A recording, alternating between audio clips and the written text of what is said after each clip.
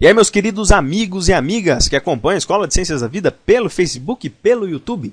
Nessa 12ª aula do nosso curso de Imunologia, vamos falar um pouquinho da organização dos genes dos receptores de linfócitos B e T, que nada mais são do que os anticorpos e o TCR, o complexo do TCR.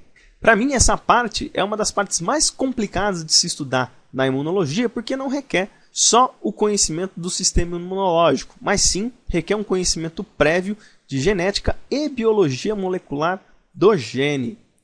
Então nós vamos bem devagar nessa parte para a gente conseguir, de fato, entender esse processo. E é a partir daí que nós começamos a entender o porquê os linfócitos, tanto B como T, têm uma alta diversidade de reconhecimento de antígenos diferentes. Então é nessa aula que a gente vai dar a introdução para esse ponto, reconhecendo os genes receptores de linfócitos B e T.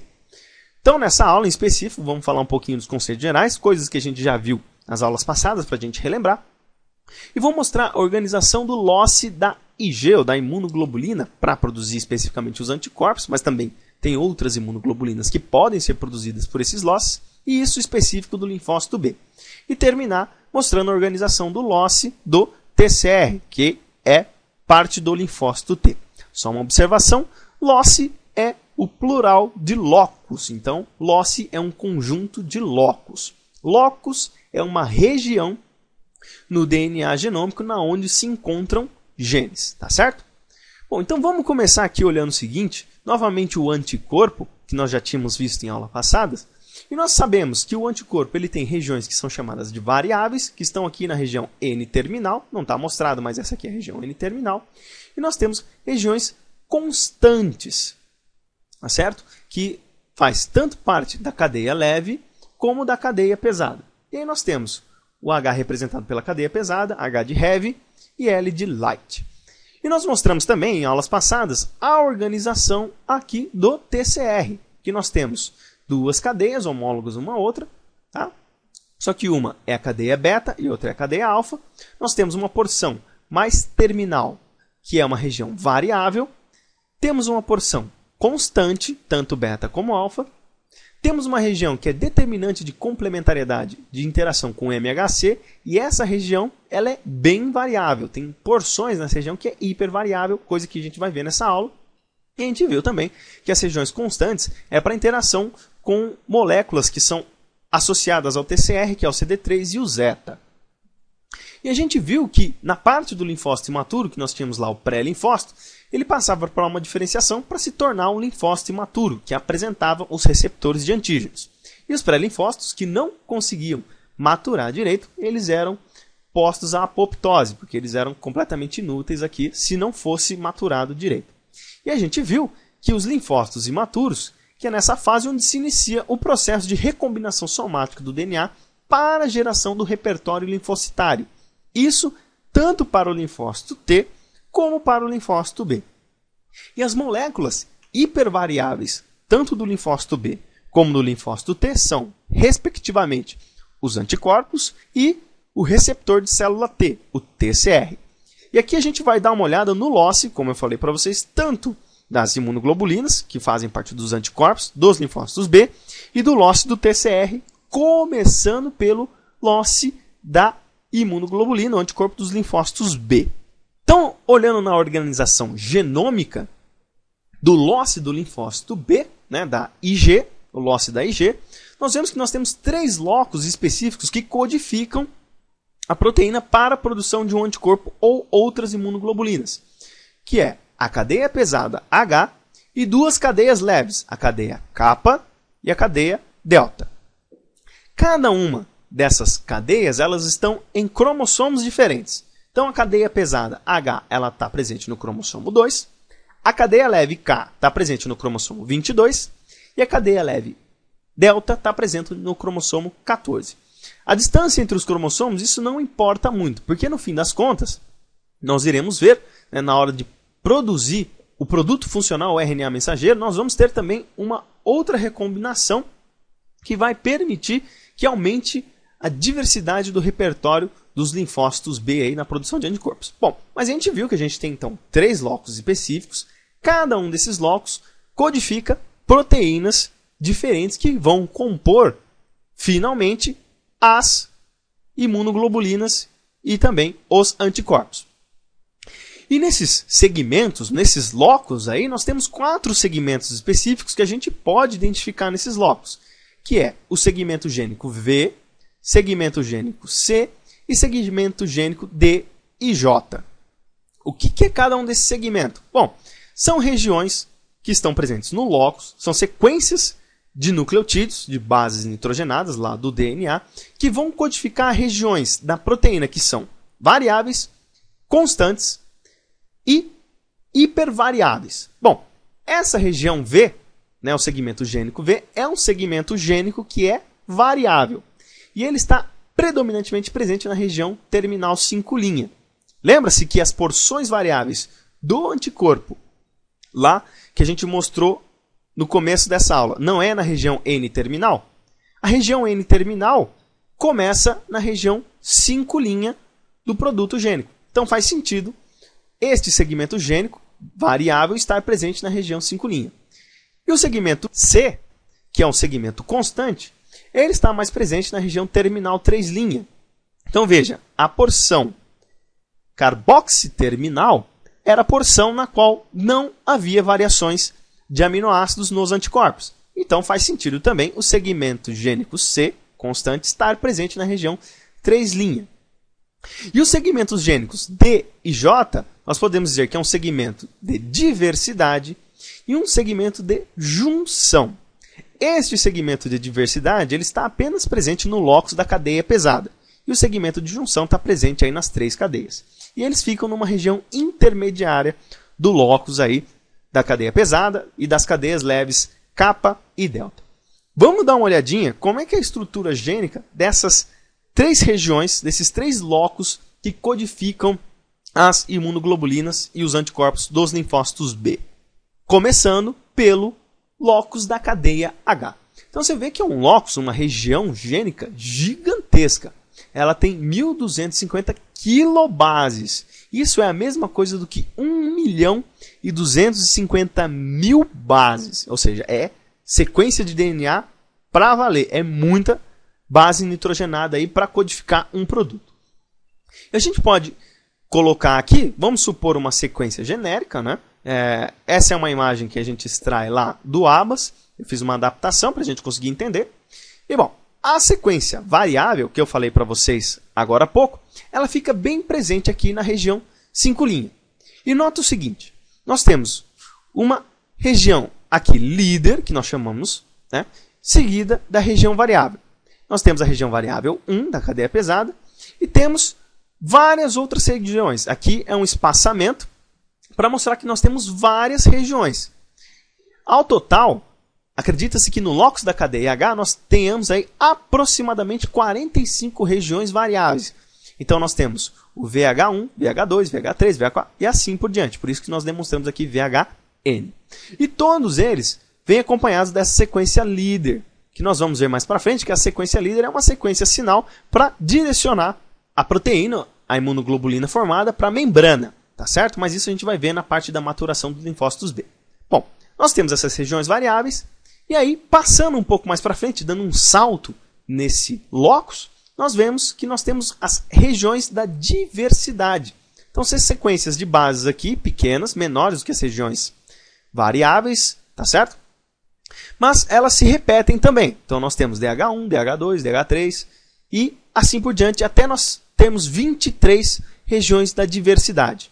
Então, olha, são regiões variáveis, e essas regiões variáveis, eu não falei para vocês, mas elas têm uma certa homologia entre elas, porém, existem sequências, porções dessas regiões variáveis, que são completamente diferentes uma das outras. Então, essas regiões variáveis, elas são homólogas, mas não são idênticas. A mesma coisa serve para essa região D aqui. Nós temos também uma região de junção, tá ok? Por isso chama JH, porque é da cadeia pesada. Nós temos em torno de 6 segmentos distintos. E depois nós temos um enhancer, que é um facilitador da expressão. Nós vamos ver ele com calma aí nas próximas aulas, mas basicamente ele serve para induzir a expressão desse gene, atuando com regiões promotoras que estão aqui próximos a 5'. nós temos mais de um enhancer nos locos aí da cadeia H, na cadeia K, porque a gente vai dar uma olhadinha, mas a gente vai vendo aí de acordo com o tempo. E aí, por fim, nós temos os segmentos constantes. Veja que cada segmento desse, né, da cadeia constante, vai codificar uma imunoglobulina diferente. O que vai codificar os anticorpos, especificamente, vai ser essa cadeia micro aqui. Tá? E a gente colocou simplificado, né, um quadradão grandão, mas essa região ela contém vários exons, em torno aí de 5 mais ou menos. Então é a região, dependendo de qual região constante for codificada, será codificado uma imunoglobulina diferente. E nós temos aqui também um enhancer que vai atuar para caso seja expressado essa região constante ou essa região constante, tem todo um processo bem específico para expressar cada uma dessas regiões específicas. Mas, para os anticorpos, o importante mesmo é essa região aqui constante micro. Tá certo? E olha só, a gente já começa a ter noção da diversidade do repertório olhando as regiões variáveis, as regiões da diversidade e a região juncional, que a gente vai ver lá na frente de recombinação homóloga. Uma parte da região juncional pode se juntar com um dos 23 das regiões de diversidade e um com um dos 45 porções aqui de regiões variáveis. E nós podemos fazer um cálculo estimativo de quantas possibilidades é de junção de uma região variável com outra região de diversidade ou região juncional. Isso vai dar um número assustador, um número gigantesco. E aí nós vamos ver que essa parte é a parte do reconhecimento antigênico, certo? Beleza, então a gente viu aqui o locus da cadeia H. Vamos dar uma olhadinha no locus da cadeia leve, a cadeia K, que ela também é um pouco maior do que a cadeia pesada, tá certo? Ela tem 1.820.000 bases e ela se assemelha mais ou menos a isso aqui. Então nós temos as regiões variáveis, tá certo? Nós temos em torno aí de 35 regiões variáveis. Espaçando mais um pouco, nós temos a região juncional, tá certo? E nós temos apenas uma região constante. Tá? E nós temos dois enhancers aqui que vão atuar também modulando na parte da expressão específica de uma ou outra região variável ou em algum segmento aqui da região juncional. Tá? Aqui também nós vamos ter um repertório diverso e específico contra algum antígeno específico. Tá? A sequência de aminoácidos vai mudar dependendo de qual cadeia variável foi empregada para sintetizar a proteína. Ou vai depender de qual cadeia ficou estável, né, ficou aqui na sequência depois da recombinação somática do DNA. Tá? E aqui novamente os enhancers para induzir a expressão. Nota o seguinte, nessa cadeia K nós não temos aquelas regiões de diversidade. Eu falei para vocês, ela é específica da cadeia pesada H. E aqui para encerrar, mostrando a cadeia delta, que ela tem 1.050.000 bases, ou 1.050 quilobases. Nós temos aqui novamente essa região. As porções variáveis, né? Sempre todas as porções variáveis vão estar acompanhadas, como eu falei, de uma região líder, uma sequência líder, que vai direcionar o produto proteico para determinados lugares da célula. Tá? Nós temos em torno de 30 regiões variáveis. E aí tem uma pequena diferença em relação aos outros locos, que a região de junção ela vem acompanhada com uma região constante. Então nós temos uma região juncional seguida de uma região constante. E esse ponto aqui, nós podemos ter o direcionamento de algumas dessas regiões para a síntese proteica. E também nós temos o enhancer aqui para induzir a expressão desses produtos aqui. Então essa região pode variar. Tá? E, dependendo da parte juncional, nós podemos usar a parte juncional 1 para acoplar a sequência constante ao produto proteico formado e assim por diante. Tá? E a gente pode olhar, a gente viu todas essas partes desses produtos lá no DNA, ainda sem a recombinação somática. Então, aquilo é o produto bruto de uma célula que não sofreu recombinação. Depois que ela sofre recombinação, aquilo vai ter outras formas. E aí, no fim das contas, todos aqueles produtos eles vão formar uma proteína. E nós temos a organização proteica das imunoglobulinas, aqui especificamente falando do anticorpo. Tá? Vamos dar uma olhadinha aqui então. Então nós temos uma cadeia pesada micro da imunoglobulina, tá? Que eu tinha mostrado para vocês anteriormente lá em slides anteriores, que essa é a cadeia específica para gerar os anticorpos. Então, nós temos uma cadeia grandona aqui, né? E nós temos uma cadeia leve da imunoglobulina, do anticorpo. Então, nós temos aqui a região que é variável, certo? Na cadeia pesada, nós temos uma porção variável, a região de diversidade e a região juncional. E aqui embaixo nós temos as porções variáveis da cadeia leve, que é a porção variável aqui, e a região juncional. E nós temos as cadeias pesadas, tanto aqui como aqui, né, da cadeia pesada 1, 2, 3 e 4. Aqui está errado, tem que arrumar depois. É 4 aqui, tá, gente? Não é 3, não. Nós temos uma sequência aminoácido terminal aqui, certo? Bom, e aí nós temos montada a nossa estrutura do anticorpo. Tem as pontes de sulfeto, que são feitas entre aqui as cadeias, né? Tem as pontes de sulfeto, que é feito entre as duas cadeias, a cadeia leve e a cadeia pesada. E nós temos também uma outra ponte de sulfeto que faz a ligação com outra cadeia idêntica a essa aqui. Então, nós vamos ter outra cadeia pesada, né? E vamos ter aqui a cadeia leve. É a estrutura do anticorpo normal. Então, veja, a porção aqui semelhante, né, da região N-terminal, nós vamos ter 3 regiões que nós chamamos de regiões hipervariáveis. Tá? Na cadeia pesada, nós temos a região hipervariável, que vai juntar um pedaço da região juncional, né, a região de junção, e da cadeia da diversidade. E aqui esses pontos, que são extremamente variáveis, né, que são escolhidos lá das regiões variáveis 1, 2, 3, 4, 5, enfim, são as sequências que não são homólogas, são diferentes entre as cadeias variáveis, tanto aqui como aqui. Aquelas cadeias elas podem se juntar, né, para formar uma diversidade gigantesca, mas gigantesca mesmo, de reconhecimento de antígenos. Essas regiões, especificamente, são as regiões que vão reconhecer os antígenos que são reconhecidos pelos anticorpos quando é feita uma resposta imunológica adaptativa. Beleza?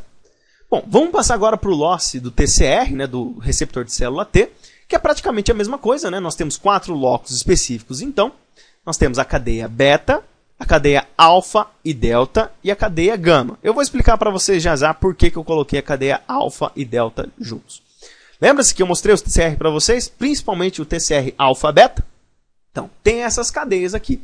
E a cadeia beta está presente no cromossomo 7, a cadeia alfa e delta estão presentes no cromossomo 14, e a cadeia gama está presente no cromossomo 7, no mesmo cromossomo que a cadeia beta, só que existe um bom espaçamento entre eles. E aí nós temos os 4 segmentos específicos, que é a mesma coisa do que a gente viu lá para as imunoglobulinas dos linfócitos B, que é o segmento gênico V, C, D e J, que está presente na região terminal 5', segmento V, segmento C na região terminal 3', e os segmentos D e J é uma região intermediária. E eles têm praticamente a mesma organização do que os loci do linfócito B para codificar as imunoglobulinas. Vamos dar uma olhadinha bem rápido. Então aqui a gente tem um locus da cadeia beta. Você vê que ela é bem menor do que a cadeia lá das imunoglobulinas. Ela tem apenas 620 kb, ou 620 mil bases, e ela se organiza dessa forma. Então nós temos a mesma coisa, as regiões variáveis, só que aqui a quantidade de regiões variáveis ela é muito maior.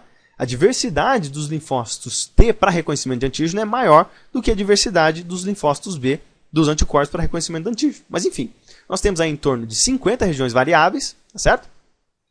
Temos porções de diversidade que estão espaçadas, bem espaçadas umas das outras, né? Nós temos só 2 porções de diversidade. E entre essas porções nós temos as regiões juncionais, né? Nós temos 6 segmentos juncionais aí. E temos também as cadeias constantes, a cadeia beta 1 e a cadeia beta 2, sem se esquecer que essa região aqui ela também contém vários exons, né? Aqui ele está só simplificado. E temos o beta enhancer, ou o estimulador beta, né? Que vai induzir a expressão desse gene aqui. Ele serve como um estimulador da expressão, beleza? E a cadeia alfa e delta, né? Ela já é um pouco maior, ela tem 1 milhão de bases. Vamos dar uma olhadinha primeiro na cadeia alfa. Então nós temos aqui um segmento gênico, 5', 3', como todos os outros. A porção variável, nós temos em torno de 45 segmentos gênicos variáveis, sempre todos eles acompanhados Tem uma sequência líder, que é a sequência sinal, que vai direcionar a proteína para determinados lugares da célula. Temos mais um espaçamento aqui, ou seja, esse espaçamento é um espaçamento de mais de 4, 5 mil bases, tá? Por isso que a gente coloca ele aqui. Aqui nós temos a região juncional, nós temos em torno de 55 de regiões juncionais diferentes, tá? Então isso aqui que vai conferir também uma grande diversidade de repertório de reconhecimento de antígenos.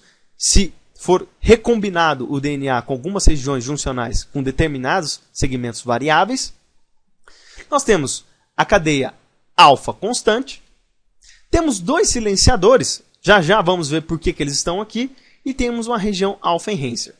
Bom, eu vou explicar para vocês por que a cadeia alfa e delta estão juntas. Pelo seguinte, nessa região onde há esse espaçamento, nós codificamos a cadeia delta.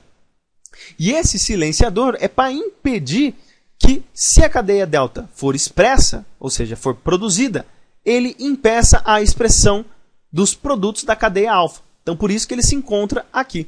Então, veja, nós temos os segmentos variáveis, né? Aqui ele já começa com variável 2, ele tem apenas 2 segmentos variáveis, que nós vamos ver aí. As regiões de diversidade, tanto 1, 2 e 3. O segmento juncional, assim como todos os outros. Um enhance para induzir a sua expressão. Um segmento constante. E uma outra cadeia variável. Veja que a cadeia variável 3 aqui, né, a segunda cadeia variável do locus da cadeia delta, ela está depois da cadeia 2. Só que isso não importa, porque nós vamos ver depois lá na recombinação homóloga que essa região ela pode formar uma alça, né, aqui assim, aproximar essa região daqui e jogar essa região lá para trás. Tem todos os processos de recombinação homóloga para isso acontecer. Tá? A gente vai ver isso com mais detalhes aí quando a gente vê a maturação dos linfócitos T. E para terminar, mostrando a cadeia gama, né, é a cadeia mais levinha de todas, 200 mil bases. Nós temos aí novamente um segmento, 5 cadeias variáveis, né, sequências variáveis. Nós temos os segmentos juncionais, 1 e 2, e os segmentos constantes, 1 e 2. Nós temos também um silenciador, que é para impedir a expressão de determinados genes que estão a jusante e a montante aqui da cadeia gama, tá certo?